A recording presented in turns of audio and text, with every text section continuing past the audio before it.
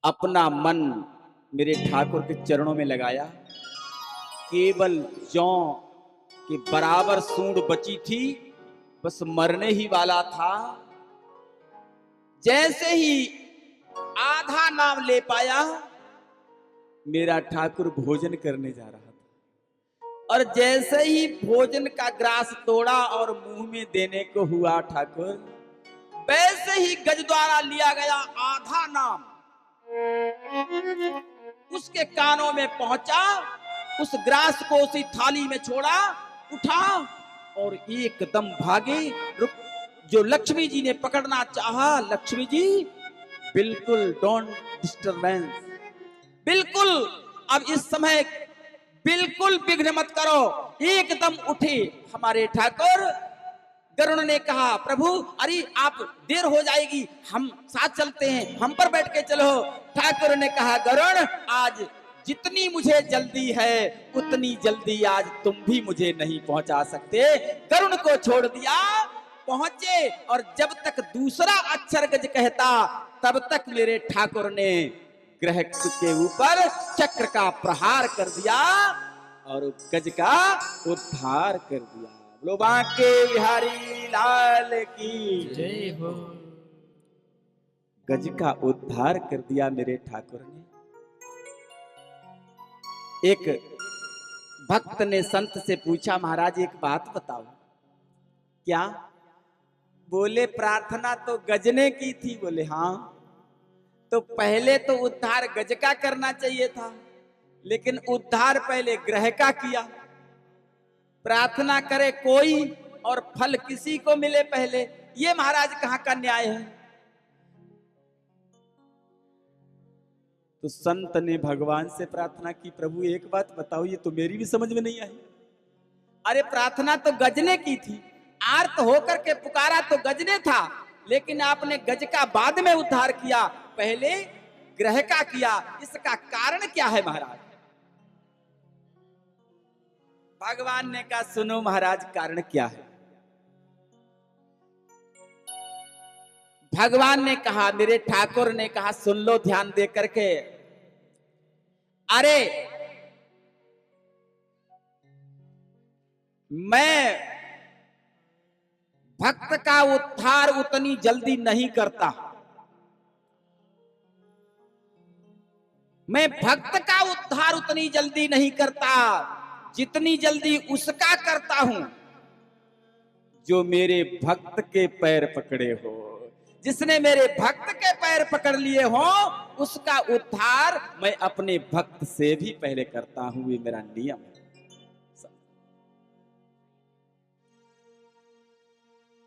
दोनों का उद्धार कर दिया। ये जो ग्रह था ये हुहू नाम का गंधर्व था, देवल के साप से ये ग्रह बन गया था। और जो गज था ये इंद्रदुम्न राजा था। अगस्त जी महाराज ने इसे श्राप दे दिया। ये अपनी गुरु की आज्ञा न मान करके मनमानी करने लगा था। अगस्त ने इसे श्राप दे दिया, जा तू हाथी हो जा।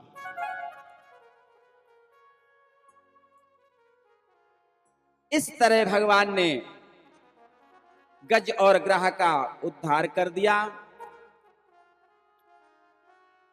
अब जो है श्री सुखदेव जी भगवान कहते हैं, परीक्षित जी महाराज, एक बार दुर्वासा जी बैकुंठ लोक से आ रहे थे, तो दुर्वासा जी ने एक माला इंद्र के गले में डाली। तो इंद्र ने वो माला निकाल करके और हाथी के गले में डाल दी। हाथी से वो नीचे पहुंची, हाथी ने उसे कुचल दिया। दुर्वासा ने श्राप दे दिया, इंद्र तू इतना अहंकार में भूल गया है मर्यादा को। मैंने माला तुझे पहनने के लिए दी थी और तूने मेरी माला को हाथी से कुचलवा दिया। जा, मैं तुझे श्राप देता हूं कि तू स्त्री विहीन हो जाएगा। दरिद्री होने का श्राप दे दिया दुर्वासा ने। आक्रमण कर दिया, दैत्यों ने राज छीन लिया। इंद्र भाग करके गए देव भगवान के पास, महाराज क्या करें? भगवान ने कहा, देखो इस समय दैत्य जो हैं उनसे तुम संग्राम में जीत नहीं सकते, युद्ध में नहीं जीत सकते। ये दैत्यों का समय चल रहा है इस समय, इसलिए तुम उनसे नहीं जीत सकते हो। फिर क्या करें? बोले केवल करना चाहते हो तो संधि कर लो, इस समय समझौता करने में ही फायदा है। देवताओं ने कहा महाराज जैसी इच्छा। ततो देव सुरः कृत्वा संविदं कृतशोहदा उत्तमं परमं चक्र मतार्थे परंतपः। भगवान ने जैसा कहा, भगवान ने कहा देखो समुद्र का मंथन करो, और समुद्र मंथन करने में जो अमृत निकलेगा ना, उससे तुम्हारा काम हो जाएगा, तुम अमर हो जाओगे, दैत्य तुमसे लड़ नहीं पाएंगे। अभी समझौता कर लो दोनों लोग। दोनों में समझौता हुआ, दोनों समुद्र मंथन के लिए तैयार हो गए। अब जो है मंदराचल को मथानी बनाने के लिए और बासुक की रस्सी बनाई गई। मंदराचल को उखाड़ के लाए, दोनों लोग नहीं ले जा पाए तो भगवान ने स्वयं उसको पहुंचवाया मंदराचल को। ये मंदराचल क्या है? ये मंदराचल है हमारी समस्याएं जीवन की। ये स्वयं में व्यक्ति कोई इनका समाधान नहीं कर सकता, हल नहीं कर सकता। जब तक ठाकुर इनका हल नहीं निकालेगा तब तक किसी समस्या का हल नहीं निकलेगा, ध्यान रखना। जब देवता दैत्य दोनों नहीं ले जा सके तो भगवान ने वहां पहुंचवाया। बासुक की बनाई गई मथानी रस्सी।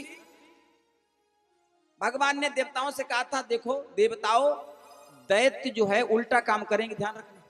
इसलिए तुम पहले ही दूसरी बात बोलना, जो तुम करना चाहो वो मत बोलना। तुम ये कहना कि हम फन की तरफ लगेंगे, हम बड़े हैं, हम देवता हैं, इसलिए हम फन की तरफ लगेंगे। तो दैत्य क्या कहेंगे? तुम्हें फन की तरफ नहीं लगने देंगे, क्योंकि तुम्हें जिधर तुम पहले कहोगे उधर तुम्हें नहीं लगने देंगे। उनका तो विरोध ही तुमसे, तो तुम पहले ही कह लेना कि हम फन की तरफ लगेंगे। देवताओं ने ये क्या, ये देखो भाई दैत्यो, हम फन की तरफ लगेंगे। दैत्यों ने कहा ऐसा कैसे हो सकता है, फन की तरफ कैसे लगोगे? फन की तरफ तो लगेंगे हम। देवताओं ने कहा नहीं भाई देखो, हम देवता हैं इसलिए फन की तरफ लगेंगे हम। दैत्यों ने कहा कुछ भी हो, तो फिर झगड़ा भी शुरू हो जाएगा, लेकिन हम लगेंगे फन की तरफ। देवताओं ने कहा कोई बात नहीं भाई, तुम तो हमसे अब जब समर्थवान हो तो तुम ही फन की तरफ लगो। ये तो चाहते ही थे भगवान और देवता दोनों लोग। देखो विरोध के लिए जो विरोध करता है ना, समझ लो उसकी वृत्ति कैसी हो जाती है। देवता पूंछ की तरफ लगे और फन की तरफ कौन लगा? दैत्य। जब मथानी से जब मंदराचल मथने लगा,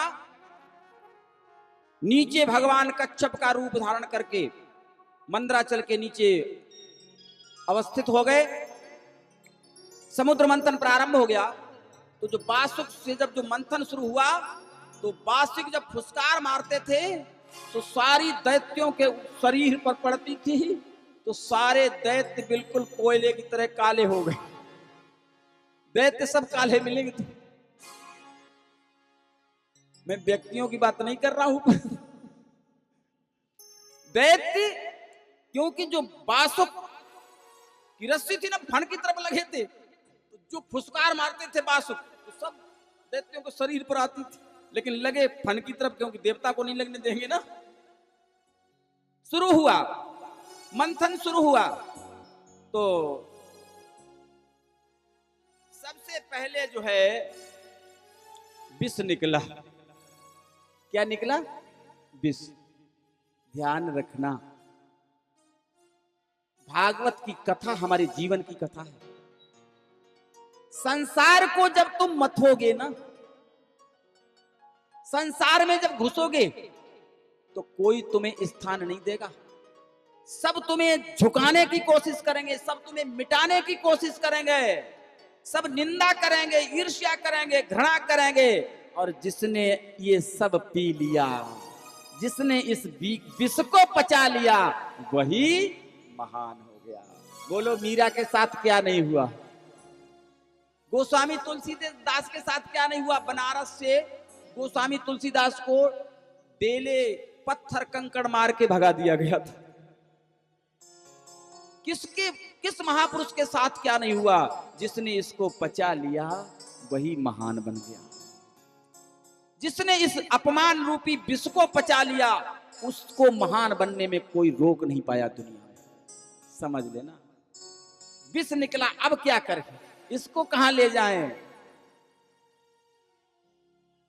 भूत बावन भोलेनाथ का ध्यान हुआ, भूत बावन आए, विष को पिया, लेकिन गले ही तक रखा।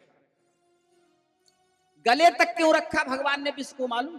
शंकर भगवान ने विष को गले तक क्यों रखा?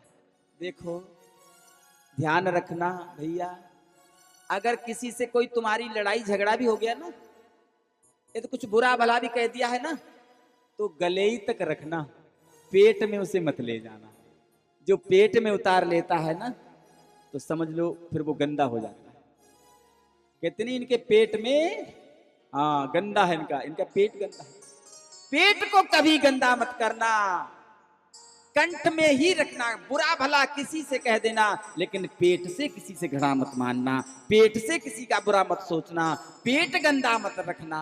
भगवान शिव ने ये संदेश दिया है, बुरा भले ही बोल देना, लेकिन बुरा भाव किसी के प्रति मत रखना।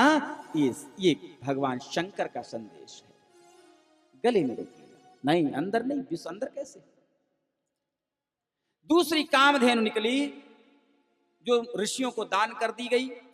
तीसरा उच्च श्रवा घोड़ा निकला जो दैत्यों को दिया गया। चौथा एरावत हाथी निकला जो देवताओं को प्रदान कर दिया गया। पांचवा पारिजात कमल पुष्प निकला। और छठा अप्सरा निकले जो देवताओं को मिले दोनों।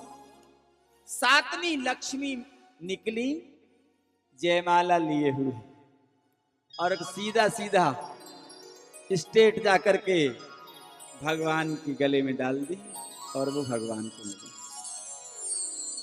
सातवीं लक्ष्मी निकली जो भगवान को प्राप्त हुई। आठवीं एक और चीज निकली, मदिरा, जो दैत्यों को दी गई। नौवीं कौस्तुभ मणि निकली, जिसे आज कोहनूर हीरा भी हम कहते हैं, जो भगवान ने ली। चंद्रमा 10वां, शंख 11वां, धनु, धनवंतर, और अंत में सबसे अमृत कलश निकला। जैसे ही अमृत निकला वैसे ही झगड़ा शुरू हो गया। झगड़ा शुरू हो गया। दैत्यों ने कलश छीन लिया। अब दैत्यों ने छीन लिया, दैत्यों में आपस में झगड़ा होने लगा। भगवान एकदम मोहिनी रूप से प्रकट हो गए। मोहिनी रूप से प्रकट हो गए, और जैसे ही दैत्यों ने भगवान को देखा, मोहिनी जी पहुंची दैत्यों के पास, बोले अरे झगड़ा क्यों करते हो, अरे झगड़ा क्यों करते, लाओ हम बांट देंगे। दैत्यों ने कहा हाँ देवी जी आप बहुत अच्छी हैं, आप बिल्कुल सही करेंगी, आप गलत नहीं करेंगी। देखो जो चित्र में फंस जाए, जो चित्र को देखकर फंस जाए, वो कौन है बोलो? वो दैत्य है। और जो चरित्र देखे वो देवता है। दैत्यों ने जैसे चित्र देखा मोहिनी जी का, वैसे ही मोहिनी जी ने कहा अरे तुम क्यों झगड़ा कर रहे हो, हमें दो हम बांटेंगे। दैत्यों ने कहा हाँ देवी जी आप बिल्कुल सही करेंगी, ले लो आप ही बांटो, आप ही बांटो। कलश ले लिया मोहिनी जी ने। बोले देखो ऐसा है भाई, सब अलग अलग बैठेंगे, हम एक में नहीं किसी को बैठा लेंगे। झगड़ा करते हो तुम लोग, अलग अलग बैठना। देवताओं को अलग बैठा ला, दैत्यों को अलग बैठा ला। और दैत्यों से कहा देखो ऐसा है, तुम चिंता मत करना, बिल्कुल ये ऊपर का जो पतला पतला नहीं है अमृत, ये देवताओं को इन्हें दे दे। अब गाढ़ा गाढ़ा जो नीचे बचेगा ना, वो सब अच्छा अच्छा जो गाढ़ा गाढ़ा बचेगा वो सब तुम्हें पिलाएंगी, तुम तब तक थोड़ा शांत रहो, तब तक ये पतला पतला इन्हें पिला दें देवताओं को। और बोले हाँ ठीक है, दे दो दे दो इन्हें दे दो। मोहिनी ने वो कलश लिया और जा करके देवताओं को अमृत पिलाने लगी।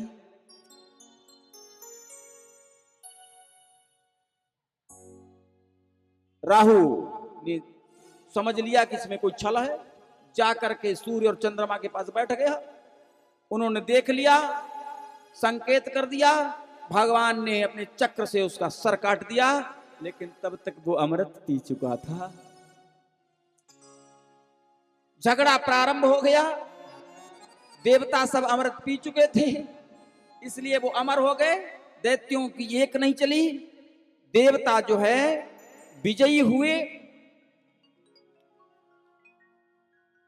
दैत्यों को हरा दिया। बलि को प्रहार करके वज्र का इंद्र ने बेहोश कर दिया, मूर्छित कर दिया। बहुत भयंकर संग्राम हुआ, दैत्य हार गए। देखो कितना भी कोई बलवान हो, ध्यान रखना, लेकिन अगर परमात्मा उसके साथ नहीं है तो वो जीत नहीं सकता। बोलो जीत सकता है? जब तक मेरा ठाकुर उसके साथ नहीं है और वो कुछ न हो और प्रभु साथ में हो, उसको कोई दुनिया में हरा नहीं सकता। कौरव 100 थे, हजारों लाखों के रूप में उनकी सेना थी, 18 अक्षौणी सेना थी। 100 तो भाई खुद दुशासन था और पांडव दुर्योधन था, और पांडव थे 5। बोलो 5 का बाल बाका नहीं हुआ और 100 के 100 सीताराम कर गए। ये है जिसके पक्ष में ठाकुर है, उसका बाल बांका कोई नहीं कर सकता। हार गए सब। हार क्यों गए? दैत्य दैत्य चित्र में फंस गए। जो काम में फंस जाएगा उसका विनाश हो जाएगा, ध्यान रखना। क्योंकि वहां ठाकुर नहीं रहता, वहां ठाकुर नहीं रहता। जो काम का है वो मेरे राम का नहीं, और जो राम का है वो काम का नहीं, ध्यान रखना। एक ही हो सकते हो, दो नहीं। नैन रमैया रमि रहा, दूजो कहां समाए, भरी सराय रहीम लखी, पथिक आप फिर जाए, पथिक आप फिर जाए। जब आंखों में एक सूरत बैठी है, एक बात बताओ, अगर किसी का धर्मशाला है, वो फुल है, हाउसफुल का बोर्ड लगा है, लौट जाएगा व्यक्ति भाई, इसमें जगह नहीं। अगर प्रभु हमारे अंदर पहले से है, राम यदि हमारे अंदर पहले से है, श्याम अगर पहले से अंदर है, तो काम हमारे अंदर प्रवेश नहीं कर सकता। इसलिए काम से बहुत सावधान रहना चाहिए। अच्छा, काम कहां होता है? काम जो है मुख और बालों पर निवास करता है। मुख और बालों पर काम का निवास होता है, ध्यान रखना। इसलिए एकटक दृष्टि नहीं डालनी चाहिए, सावधान रहना चाहिए। समझ लेना, सावधान। क्यों? काम जो है बहुत खतरनाक है, ये बिल्कुल काम तमाम ही कर देता है, ध्यान रखना।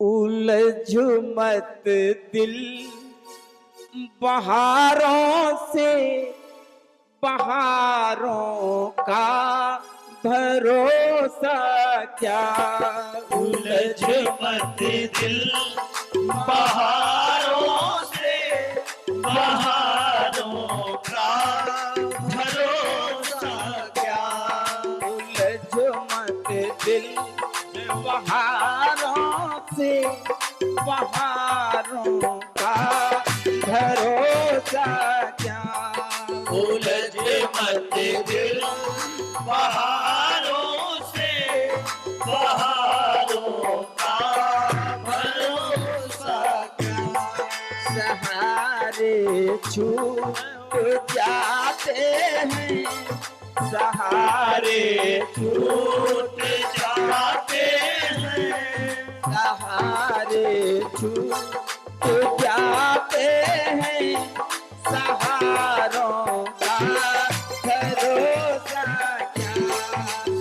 किनारे छूट जाते हैं सहारों का भरोसा क्या। पैमाना ये जो तेरी है फुहारे हैं वो सावन की। तमन्ना ये जो तेरी है फुहारे हैं वो सावन की। फुहारे सूख जाती है फुहारे सूख जाती हैं फुहारे सूख जाती है फुहारों का भरोसा क्या। हर मंजिल पहाड़ों में पहाड़ों का भरोसा क्या। उलझ मत दिल पहाड़ों में पहाड़ों का भरोसा क्या।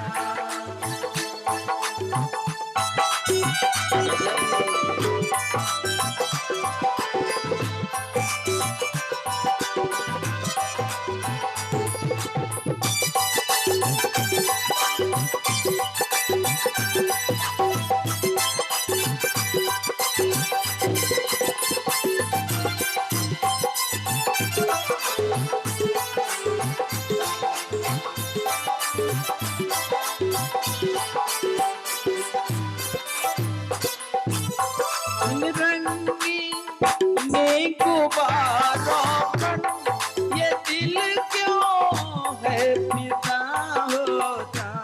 रंगी में गुब्बारों पर ये दिल क्यों फिदा होता। इन रंगी नी गुब्बारों पर ये दिल है क्यों फिदा होता।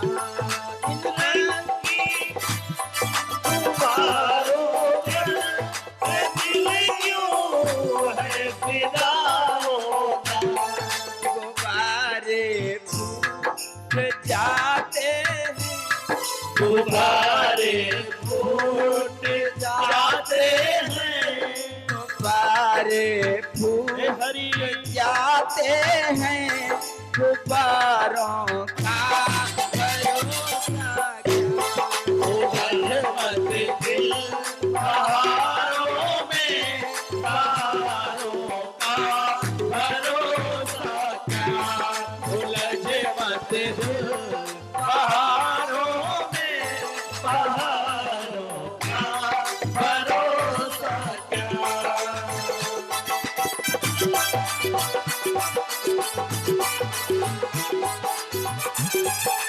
हरि बोल।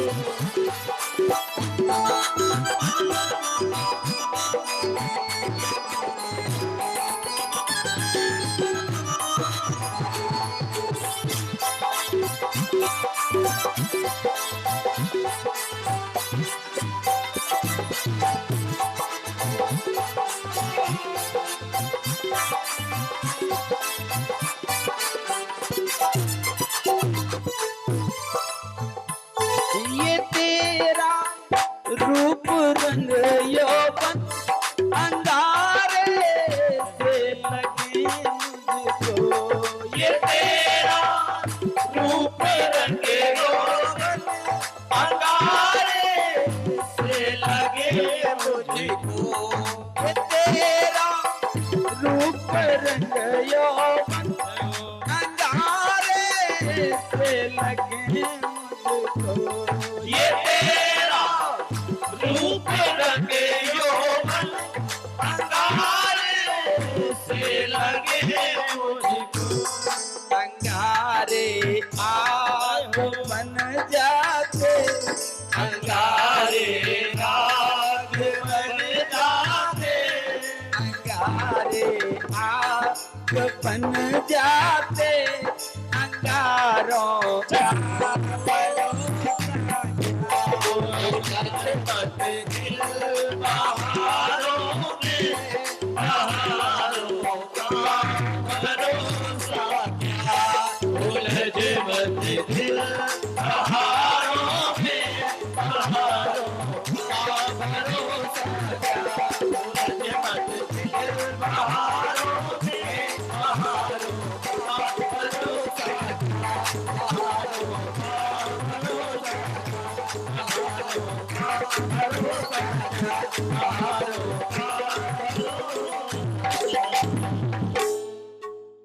जय जय श्री राधे।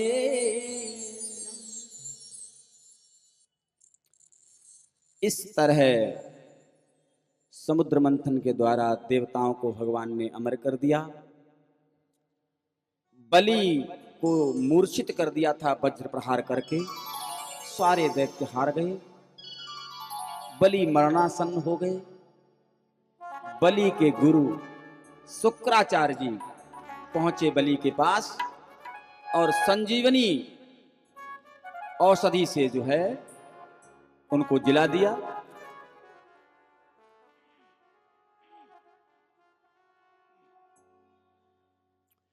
बलि ने अपना सब कुछ गुरु के चरणों में रख दिया। यज्ञ हुआ, विश्वजित, उससे सर्वजित रथ निकला। सर्वजित रथ निकला। ततो रथः कांचनपट्टनाथो हयास्य हरयास्य तुरंगवर्ण ध्वजस्य सिंहे विराजमानो हुतासनादासः विरिष्टा। उसमें से सब कुछ, सिंहासन, धनुष, बाण, सब कुछ दिव्य निकला। बलि ने स्वर्ग पर चढ़ाई कर दी।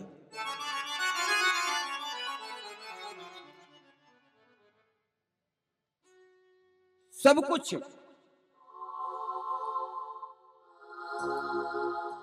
जीत लिया। फिर राज्य प्राप्त कर लिया।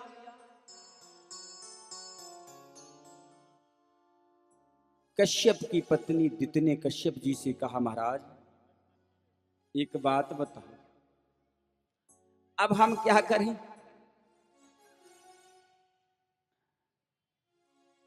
हमारे पुत्र मारे मारे घूम रहे हैं, दैत्य राज कर रहे हैं। अब कोई ऐसा उपाय बताओ जिससे हमारे पुत्र पुनः राज्य प्राप्त कर लें। कश्यप ने कहा, तुम पयोव्रत करो। दिति ने पयोव्रत किया और पयोव्रत करने से दिति के गर्भ में वामन भगवान आए। वामन भगवान आए। समय आने पर भाद्रपद के शुक्ल पक्ष की द्वादशी के दिन माध्याह्न काल में माता अदिति के सन्मुख वामन भगवान प्रकट हुए। बोलो वामन भगवान की जय हो। तस्योपनीयमानस्य सावित्रीं सविता ब्रवीत् बृहस्पतिर्ब्रह्मसूत्रं मेखलां कश्यपो ददात्। ततो कृष्णाजिनं भूमिर्दण्डं सोमो वनस्पति कौपीनाक्षादनं माता घोरक्षत्रं जगतः पते। कमण्डलं वेदगर्वः कुशान् सप्तर्षयो ददु अक्षमालां महाराज सरस्वते व्यात्मनः। तस्मायित्वपनीताय यक्षराजपत्रिकां दात् भिक्षां भगवती साक्षात् मादाद अंबिका शती। और जैसे ही वामन भगवान प्रकट हुए, बृहस्पति भगवान ने वामन भगवान को यज्ञोपवीत दिया। कश्यप ने मेखला, पृथ्वी ने कृष्णमर्क का चर्म, चंद्रमा ने दंड, माता अदिति ने कोपीन, आकाश ने छत्र, धरती ने आसन, ब्रह्मा ने कमंडल और सप्तर्षियों ने कुश दिए, सरस्वती ने जपमाला, कुबेर ने भिक्षा पात्र दिया। और फिर मां पार्वती के पास जाकर वामन भगवान ओम भगवती भिक्षाम देहि में भिक्षा लेकर के आए गुरु के पास। श्री भागवत भगवान की है आरती, पापियों को पाप से है तारती। श्री भागवत भगवान की है आरती, पापियों को पाप से है तारती, पापियों को पाप से है तारती, पापियों को पाप से है तारती।